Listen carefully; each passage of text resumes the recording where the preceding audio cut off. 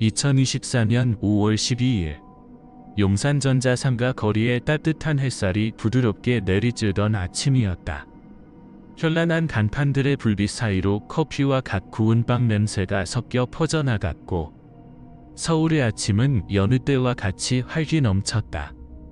버스의 괴름, 상인들의 외침, 오래된 가게에서 들리는 컴퓨터 부팅 소리까지 모든 것이 너무나 평범하고 익숙한 일상처럼 보였기에 그날 하루도 별일 없이 지나갈 듯했다. 하지만 바로 그 평범함 가운데 어딘가 묘한 공백 하나가 생겨나고 있었다. 민준일렉이라는 조그마한 전자제품 가게. 주인 박민주는 성실하고 온화한 성품으로 동네 사람들의 두터운 신뢰를 받는 인물이었다. 가게에 불은 켜져 있었으나 문은 잠겨 있지 않았다. 에서 나오는 광고 소리만 고모하게 울릴 뿐 가게 안은 오싹할 만큼 조용했다. 계산대 위에는 가죽 지갑과 휴대전화가 가지런히 놓여 있었다. 마치 주인이 정말로 잠깐 나갔다가 곧 돌아올 것처럼 말이다. 그러나 그는 끝내 돌아오지 않았다. 그의 아내 김서현은 밤새도록 남편에게 전화를 걸었지만 결국 연락이 닿지 않았다.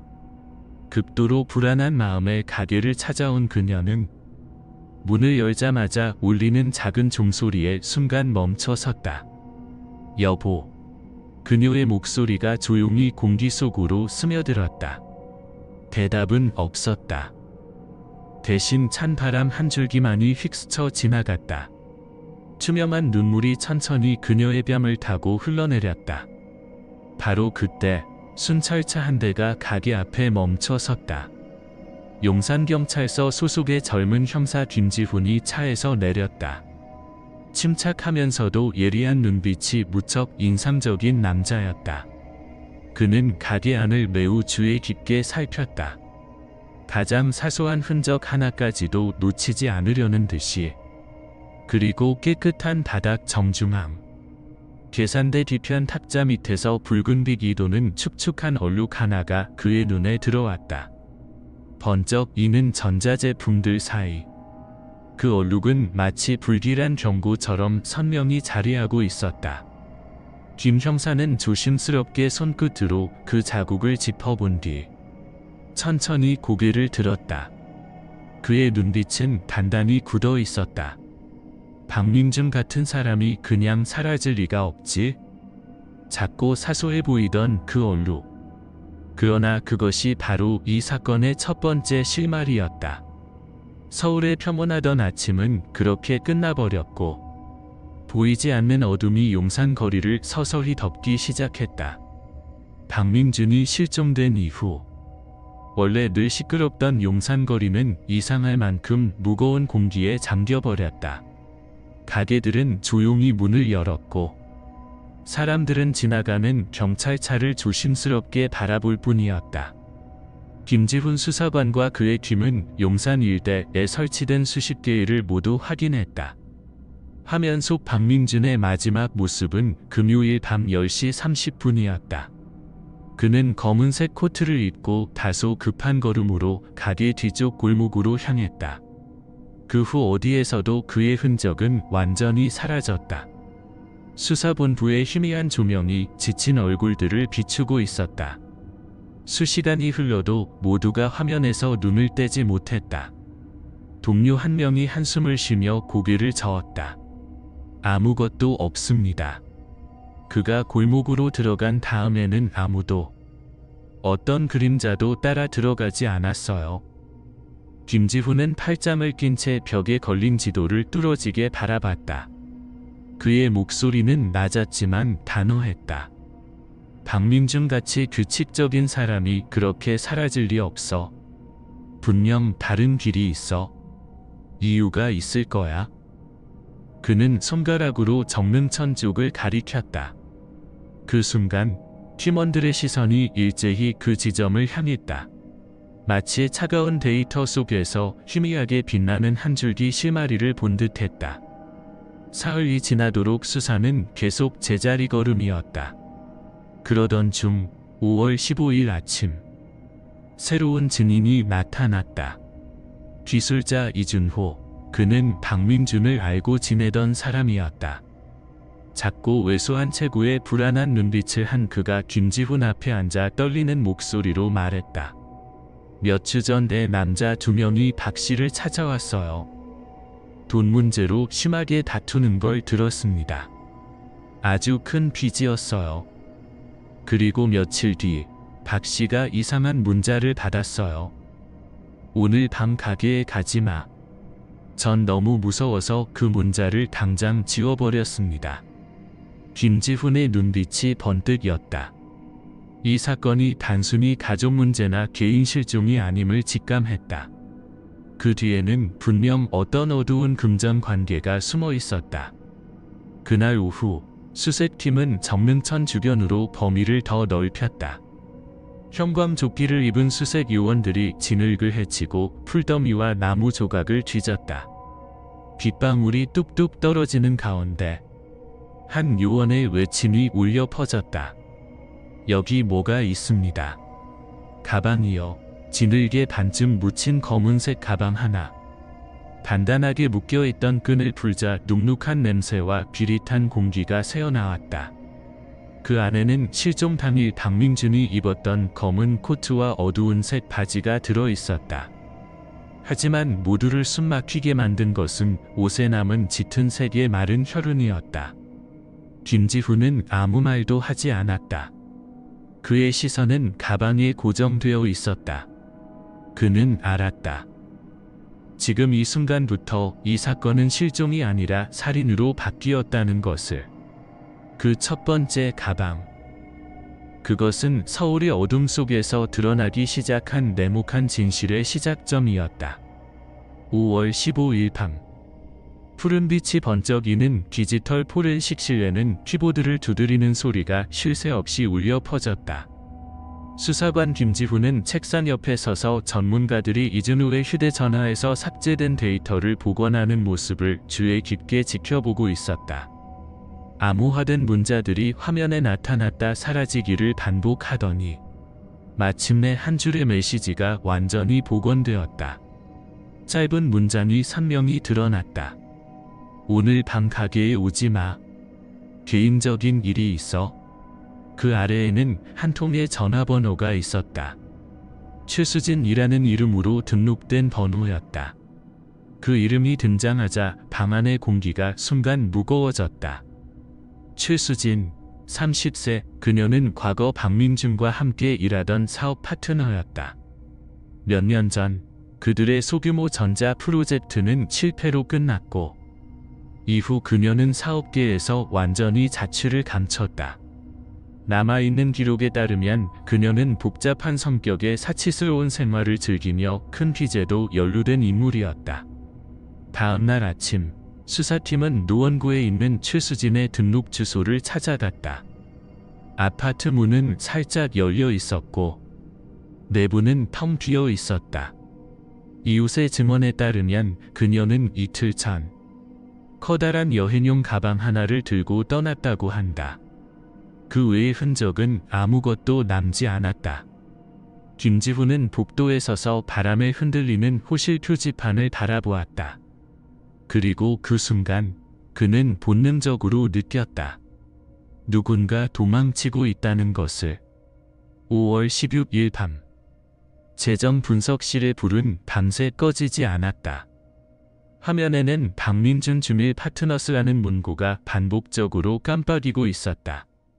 김지훈과 그의 팀은 수상한 거래 내역을 찾아냈다. 최근 2달 동안 20억 원이 넘는 자금이 여러 계좌를 거쳐 이동했고 그 대부분은 주밀 파트너스라는 신설 투자 회사로 흘러 들어갔다. 하지만 그 회사는 법적 서류도 불분명했고 실제 사무실도 존재하지 않았다. 김지훈은 데이터 화면을 바라보며 나지막이 말했다. 이건 단순한 강도 사건이 아니야.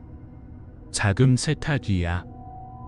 그리고 박민준은 피해자일 수도 있고 이용당한 사람일 수도 있어.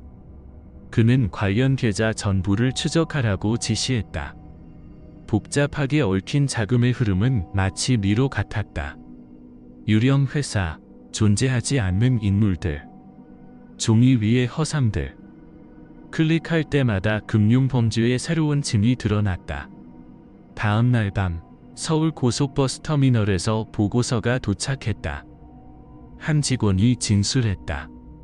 며칠 전 최수진으로 보이는 여성이 검은 코트를 입은 남성과 함께 큰 여행 가방을 들고 터미널 뒤편의 여관으로 들어가는 것을 보았다고. 경찰이 급습했을 때 방 안에는 화학약품 냄새와 시트 위에 묻은 핏자국만이 남아 있었다. 그리고 침대 밑에서 또 하나의 회색 여행 가방이 발견되었다. 두 번째 가방이었다. 가방을 열자 그 안에는 돈이 없었다. 대신 두꺼운 서류철이 들어 있었다. 가짜 투자 계약서, 법인 도장, 그리고 박민준의 서명이 찍힌 문서들. 모두가 주밀 파트너스와 관련된 것이었다. 김지훈은 계약서 한 장을 들어 올리며 잉크가 아직 마르지 않은 글씨를 바라보았다. 그리고 조용히 말했다. 이건 단순한 사기가 아니야. 조직적인 네트워크야. 두 번째 가방이 나타났고 그 순간부터 서울을 덮고 있던 비밀의 장막이 찢어지기 시작했다. 화려한 투자 계약서 뒤에 숨겨진 어둡고 조용한 자금의 흐름. 그 실체가 서서히 드러나고 있었다. 5월 18일 아침, 서울의 하늘은 탁한 회색빛으로 뒤덮여 있었다. 사건 이후 박대리로 승진한 김지훈은 다시 민준전자 가게로 돌아왔다. 거리의 일상은 예전처럼 흘러가고 있었지만 그의 마음속 무게는 여전했다. 직감이 말하고 있었다. 이 사건의 열쇠는 여전히 이곳 시작점에 남아 있다고. 박대희와 기술팀은 계산대 뒤편 바닥을 또다시 조사했다. 첫날 이상한 붉은 진흙 자국이 발견되었던 바로 그 자리였다. 잠시 후 금속 탐지기에서 삑하는 소리가 울려 퍼졌다. 타일을 드러내자 먼지와 곰팡이 냄새가 훅 퍼졌고 녹슨 작은 철제 상자가 모습을 드러냈다. 습하고 피퀴한 냄새가 코를 찔렀다. 박대희가 상자를 열자 안에는 하나와 손으로 쓴 쪽지 한 장이 들어 있었다. 마지막 가방은 여기에 없다. 내가 첫 계약을 맺은 곳에 있다. 즉시 디지털 포렌식 팀이 투입되었다. 를 열자 가게 내부 영상이 재생되었다. 화질은 흐릿했지만 분명히 박민준이 남자 2명과 격렬히 말다툼을 하고 있었다. 분노로 떨리는 그의 목소리가 들렸다. 이제 그만하자. 내일 경찰에 신고하겠어. 그 순간 남자 중 한 명이 그에게 달려들었다. 거친 충돌음, 흔들리는 화면, 그리고 정지. 녹화 시간은 22시 34분. 공범에서 박민준이 마지막으로 목격된 시각보다 정확히 5분 후였다. 방 안은 숨소리조차 들리지 않았다. 박대희는 주먹을 꽉 쥐었다. 이제 확실했다. 박민준은 사라진 게 아니라 입막음 당한 것이었다. 그리고 이 사건은 단순한 실종이 아닌 의도적인 살인사건으로 바뀌었다. 그날 오후 경찰팀은 정릉천 하류로 향했다. 수색견이 한쪽 흙더미 근처에서 격하게 짖기 시작했다. 삽질 몇 번 후 퀴퀴한 시체 냄새가 퍼졌다. 흙에 급히 묻혔던 시신은 바로 박민준이었다. 그의 곁에는 검은색 여행 가방 하나가 놓여 있었다. 가방 속에는 가죽 수첩, 여러 장의 비밀 회의 사진, 그리고 기업계에서 익숙한 이름들이 적힌 명단이 들어 있었다. 모든 흔적은 단 한 사람을 가리켰다. 한지훈. 유명 사업가이자 자성가로 항상 방송에서 모범적인 선행의 상징으로 불리던 인물이었다. 그날 밤 재무 분석실의 차가운 첨색 불빛 아래 박대희의 얼굴은 딱딱하게 굳어 있었다. 데이터는 명확했다. 박민준의 계좌에서 수십억 원이 한지훈의 회사로 직접 송금된 뒤로, 그리고 계약서 속 박민준의 서명은 완전히 위조된 것이었다. 그는 나지막이 중얼거렸다. 이건 단순한 사기 사건이 아니야. 조직적인 범죄다. 서울 시민 모두에게 존경받던 한지훈의 얼굴이 이제 기부 행사가 아닌 용의자 목록으로 스크린에 떠올랐다. 그의 도덕적인 가면이 완전히 벗겨지는 순간이었다. 착한 사람으로 불리던 그가 거대한 범죄 조직의 핵심 연결고리였던 것이다. 5월 19일 아침, 종로에 있는 주밀 파트너스 사무실은 마치 버려진 건물처럼 고요했다. 문은 활짝 열려 있었고 벽에 걸려있던 명패는 사라졌으며 바람에 흩날리는 몇 장의 종이만이 남아 있었다. 박태위와 그의 팀이 안으로 들어섰다. 신발 밑에는 두껍게 쌓인 먼지가 바스락 거렸다. 접수대 위에는 반쯤 식은 커피잔 하나, 그 옆에는 급히 써내려간 쪽지 한 장이 있었다. 우린 단지 명령에 따랐을 뿐입니다. 박대위는 쪽지를 들어 올리며 미간을 찌푸렸다.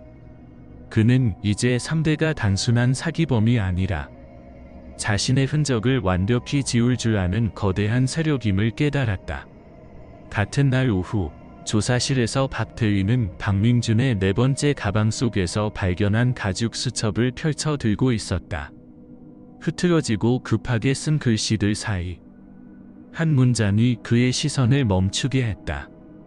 한지훈은 진짜 배후가 아니다. 그는 단지 중간 다리일 뿐이다. 그 위에는 경찰조차 손댈 수 없는 자가 있다. 그 문장은 차가운 칼날처럼 박태위의 마음에 파고들었다. 그는 나지막이 중얼거렸다. 경찰조차 손댈 수 없는 자라. 밤이 내린 서울은 여전히 불빛으로 가득했지만 디지털 포렌식실 안의 공기는 유난히 무거웠다. 경찰청으로 익명의 하나가 도착했기 때문이다. 파일을 열자 영상이 재생되었다. 강남의 한 고급 호텔 객실. 탁자 둘레에 남자 4명이 앉아 있었다. 그중 한 명은 한지훈이었다. 마지막에 앉은 남자는 얼굴이 어둠에 가려진 채 낮고 권위적인 목소리로 말했다. 모든 경로는 안전하다. 박민준은 입을 열 틈도 없을 것이다. 박대위는 분석관에게 지시했다. 저 얼굴을 확대해봐. 몇 시간에 걸친 영상 복원이 이어졌다. 점점 선명해지는 화면소. 마침내 한 얼굴이 드러났다. 윤태영, 60세, 정치계와 재계에 막강한 영향력을 지닌 부동산 개발자였다. 아무도 입을 열지 못했다. 박대위는 말없이 그 화면을 바라보다가 천천히 숨을 내쉬었다. 이 사건은 이제 단순한 지방경찰서의 범위를 넘어섰다. 대한민국 사회의 가장 높은 권력층을 건드린 것이다. 그날 밤, 금융분석은 자금의 흐름을 추적했다. 수많은 익명 계좌와 복잡한 거래의 끝에는 익숙한 이름 하나가 있었다. 마평설. 윤태영이 소유한 부동산 개발 회사였다. 그 돈은 수십 개의 중간 계좌를 거쳐 경기도 일대의 유령 개발지구로 세탁되고 있었다. 표면상으론 도시 개발 프로젝트였지만 실제로는 삽 한 번 뗀 적 없는 빈 땅이었다. 박태위는 묵묵히 화면을 바라보았다. 그는 깨달았다. 박민준은 거대한 금융판의 단 한 개의 말에 불과했다는 것을. 그는 이용당했고 필요가 없어지자 제거당했다. 그때 박민준의 목소리가 머릿속에 울려 퍼졌다. 말할 수 없는 진실이 있어요. 하지만 내가 죽더라도 진실은 결국 드러나게 될 겁니다. 희미한 조명 아래 박태위는 주먹을 꼭 쥐었다. 그는 알고 있었다. 진짜 싸움은 이제 막 시작됐다는 것을. 2024년 5월 20일 아침, 경찰서 복도를 따라 번개처럼 소식이 퍼져나갔다. 한지훈이 죽었다. 박태희는 즉시 현장으로 향했다. 인천의 한 고급 아파트. 한지훈이 조사를 위해 가택 연금 중이던 곳이었다. 방은 깔끔했다. 쌓은 흔적도 없었다. 소파 위에는 이미 싸늘하게 식은 그의 시신만이 남아 있었다.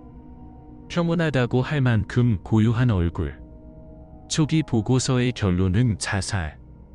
하지만 약도, 끈도, 어떤 자살 도구의 흔적도 없었다. 목에는 희미한 멍 자국 하나. 누군가의 손이 아주 조용히, 그러나 영원히 그의 숨을 끄는 듯했다. 박대희는 창가에 서서 바깥을 바라보았다. 평소처럼 분주한 도시의 아침 햇살이 오늘따라 이상하게 차가워 보였다. 그는 직감했다. 이건 자살이 아니다. 누군가가 진실을 말할 수 있는 사람들의 입을 막고 있다. 한지훈 사건의 서류를 덮기도 전에 그의 휴대전화가 울렸다. 은평구 수사팀의 목소리였다. 여성 시신이 발견되었습니다. 최수진으로 추정됩니다. 최수진의 임대 아파트는 새까만 연기와 휘발유 냄새로 가득했다. 시신은 부분적으로 불에 타 있었고 손목에는 여전히 결박 자국이 남아 있었다. 타버린 잔해 속에서 박태희는 금 목걸이 하나를 발견했다. 라는 이니셜이 새겨져 있었다. 그는 목걸이를 움켜쥐었다. 윤태영. 그 이름이 다시 중심으로 떠올랐다. 박태희는 분노에 찬 목소리로 책상을 내리쳤다. 흔적을 지우고 있어.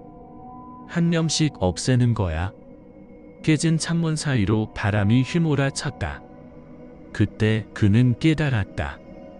이 죽음들은 단순한 끝이 아니라 경고였다. 보이지 않는 무언가가 그의 모든 움직임을 지켜보고 있었다. 그날 밤 인천공항 관제센터에서 긴급 경보가 울렸다. 윤태영의 회사 납품 설명의 개인 전용기. 23시 47분 싱가포르 행 이륙 예정. 박태희는 외투를 집어들고 밤을 뛰쳐나왔다. 폭우가 쏟아지고 차가운 빗방울이 얼굴을 때렸다. 고속도로 위 수많은 경찰차가 경광등을 켜고 질주했다. 빗속에 번쩍이는 붉은 불빛. 밤 공기를 찢는 사이렌 소리. 박태희는 무전기를 잡고 외쳤다. 활주로를 봉쇄해 이륙을 막아. 공항에 도착했을 때 전용기는 이미 활주로 위에서 움직이고 있었다. 박태희는 확성기를 들고 외쳤다. 윤태영, 법의 이름으로 명령한다. 멈춰라. 비행기는 멈추지 않았다. 그는 신호를 보냈고 경고 사격이 이어졌다. 엔진 소리가 줄어들며 비행기가 멈췄다. 문이 열리고 검은 정장을 입은 남자 2명이 내렸다. 그중 한 명, 바로 윤태영이었다. 비에 젖은 그의 얼굴엔 여전히 냉소적인 미소가 떠올라 있었다. 박태희는 다가가 수갑을 채웠다. 빗속에서 둘의 시선이 맞부딪혔다. 서로의 눈빛이 마치 칼날처럼 교차했다.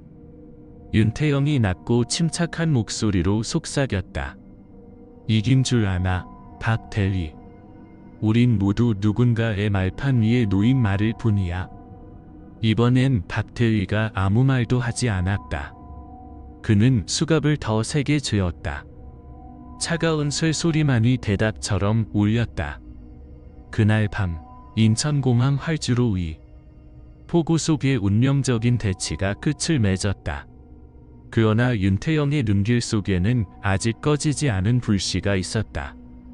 마치 이 모든 것이 이제 막 시작인 것처럼. 2024년 5월 21일 아침. 조용한 신문실.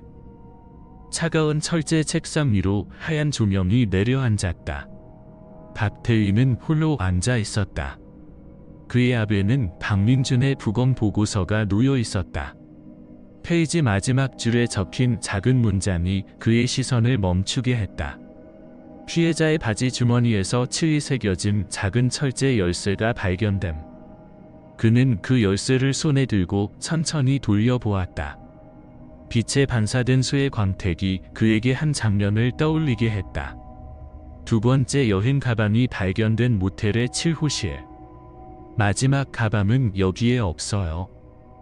내가 처음 계약을 맺은 곳에 있어요. 그 철제 상자속 쪽지의 문장이 그의 머릿속에 울렸다. 박대위는 주밀 파트너스의 파일을 열고 첫 페이지를 펼쳤다. 첫 계약 장소, 그랜드 서울. 도심 한가운데 자리한 오래된 호텔이었다. 그의 눈빛이 번쩍이었다. 모든 일의 시작과 끝이 결국 그곳이었다. 그날 밤, 특수팀은 조용히 호텔 지하의 오래된 문서 보관실로 잠입했다. 습기와 먼지가 뒤섞인 공간. 낡은 철제 캐비닛들이 줄지어 있었고 번호는 이미 지워져 있었다.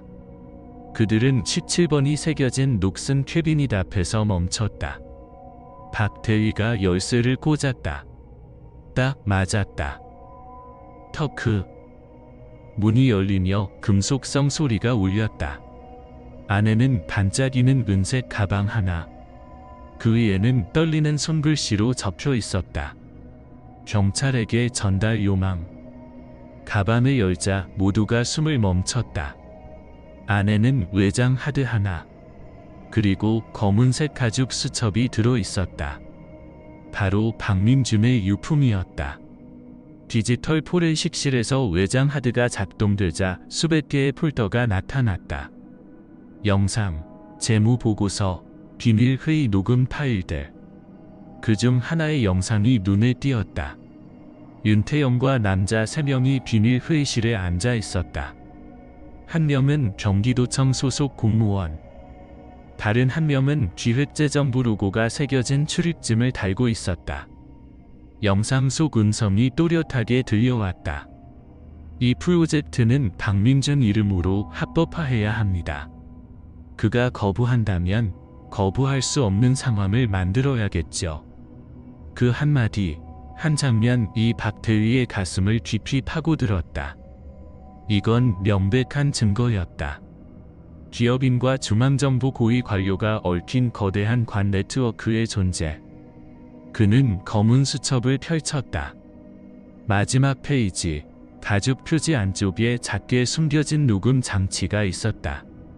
그 안에서 박민준의 목소리가 약하게, 그러나 단호하게 흘러나왔다. 이 녹음을 듣고 있다면 당신은 은색 가방을 찾은 겁니다. 저는 권혁주가 누구인지 압니다. 그는 단순한 고위 관료가 아니라 10년 전에도 유사한 사건을 덮은 사람입니다. 그는 바로 이 시스템의 조종자입니다. 그 이름을 듣는 순간 박대위의 몸이 굳었다. 권혁주, 중앙금융감독원 부원장. 그리고 10년 전 그의 직속 상사이기도 했다. 박대위의 기억 속에서 과거의 한 사건이 떠올랐다. 신참 시절 수사하던 금융 비리 사건. 그때 그는 이유도 모른 채 수사 중단 명령을 받았다.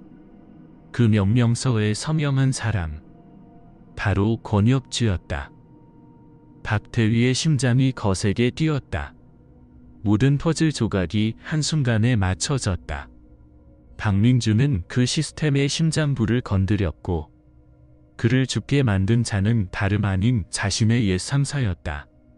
조용한 방안, 선풍기 소리만 맴돌았다.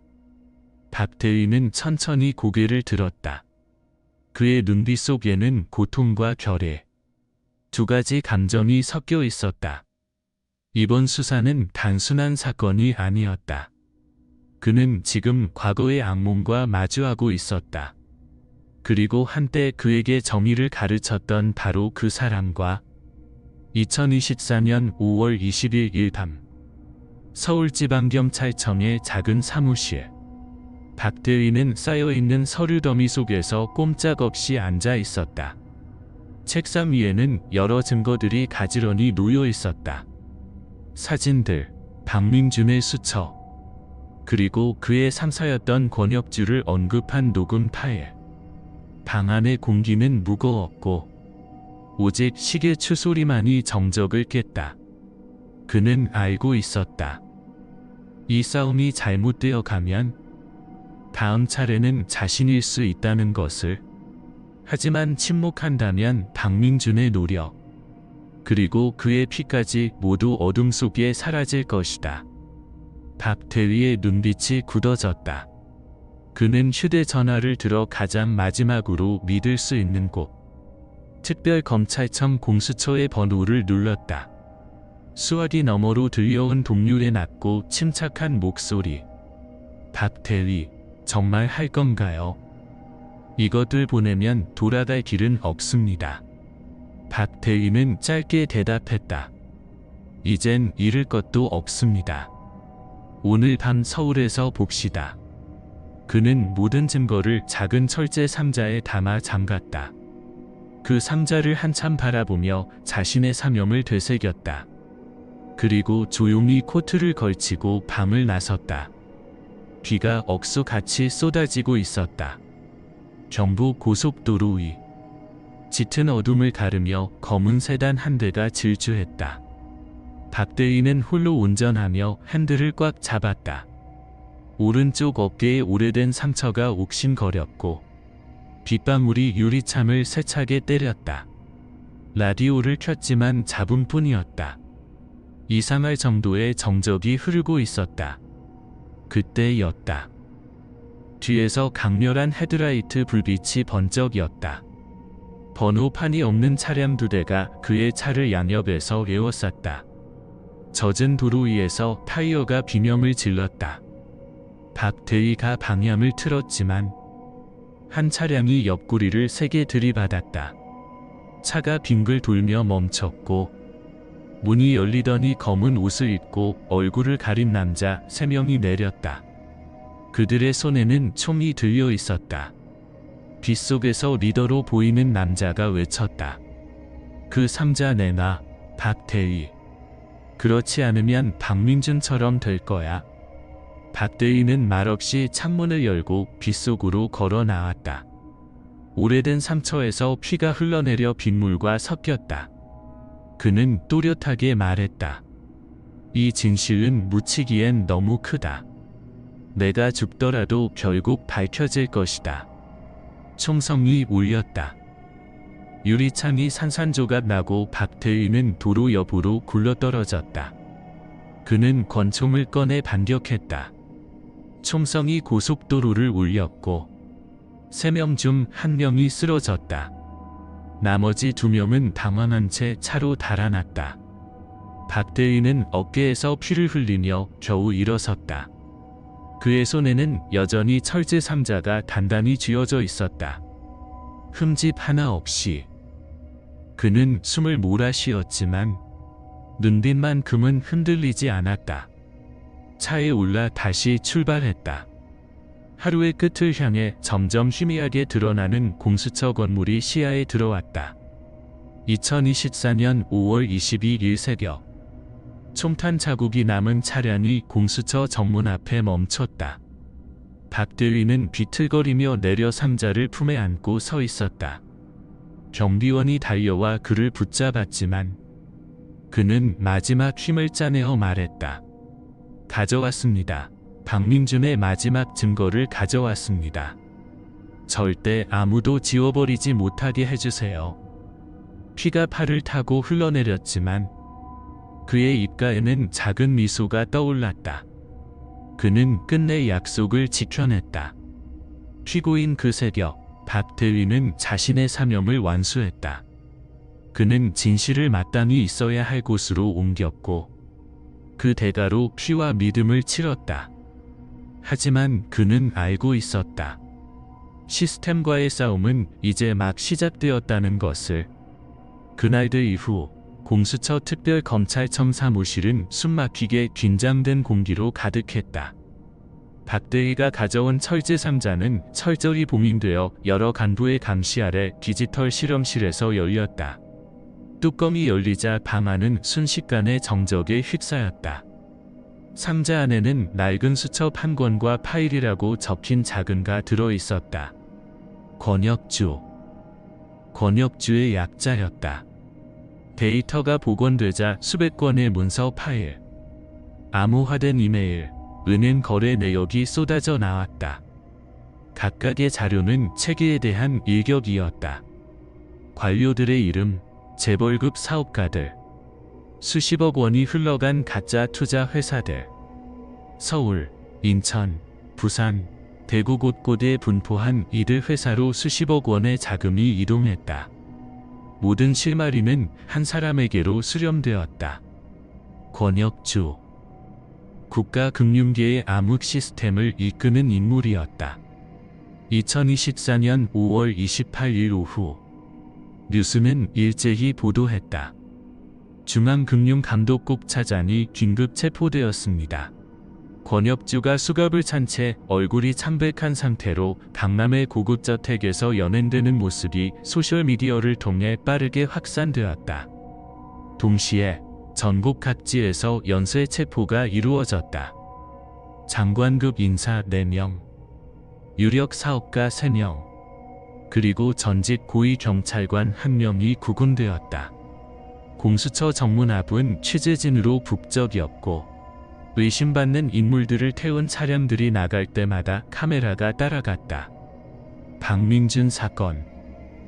흔히 서울 밑의 비밀로 불리는 이 사건은 공식적으로 한국 역사상 최대 규모의 조직적인 자금 세탁 및 살인 사건 수사로 전환되었습니다.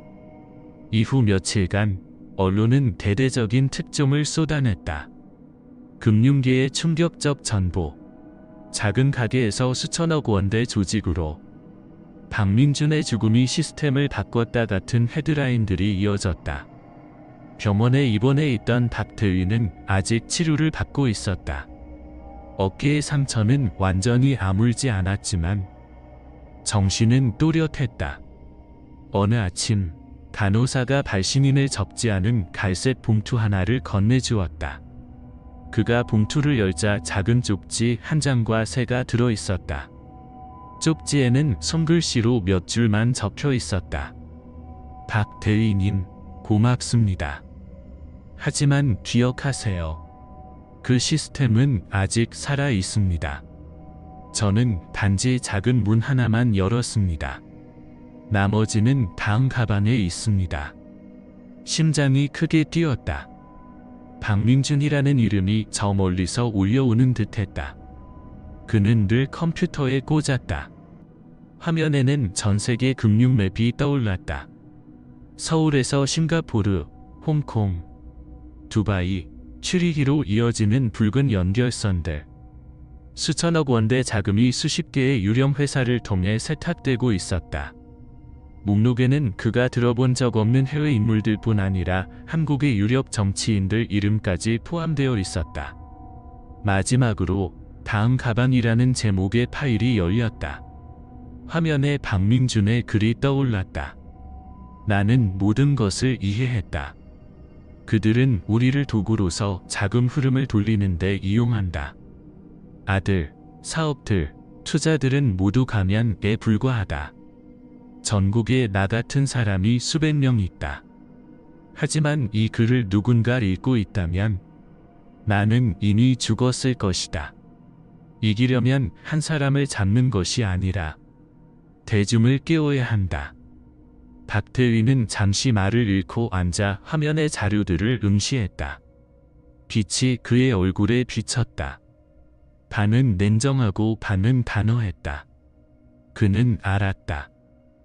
이 싸움은 더 이상 그와 박민준 개인의 문제가 아니었다. 진실과 어둠 사이에 벌어지는 시대의 싸움이었다.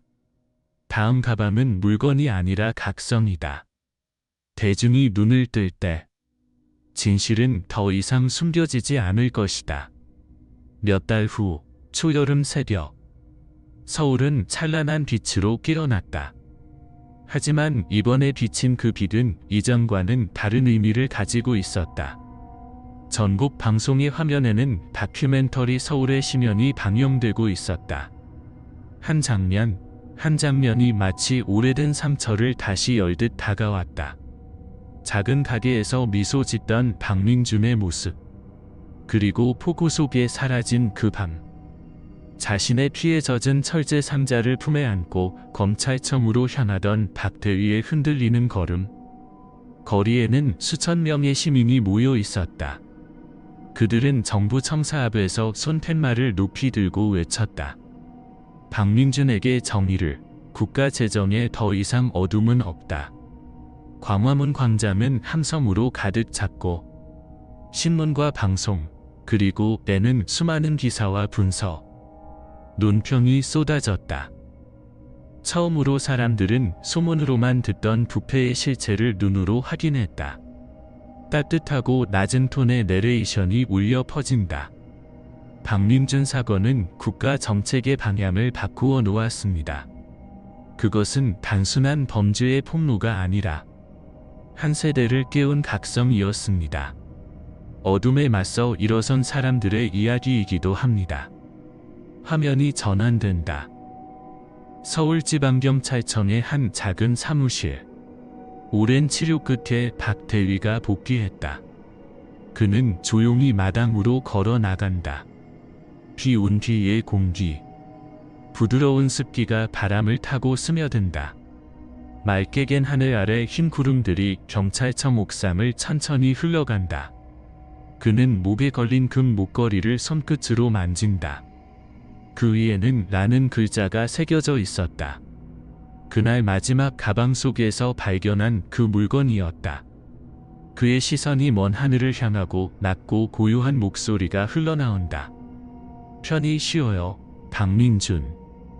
모든 가방은 열렸고 진실의 문은 다시는 닫히지 않을 겁니다.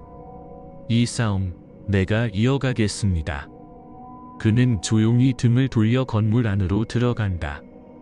새벽의 빛이 젖은 바닥 위로 뒤게 그림자를 들이운다. 박민준, 한 평범한 남자가 거대한 시스템을 흔들었다. 그는 떠났지만 남긴 것은 하나다.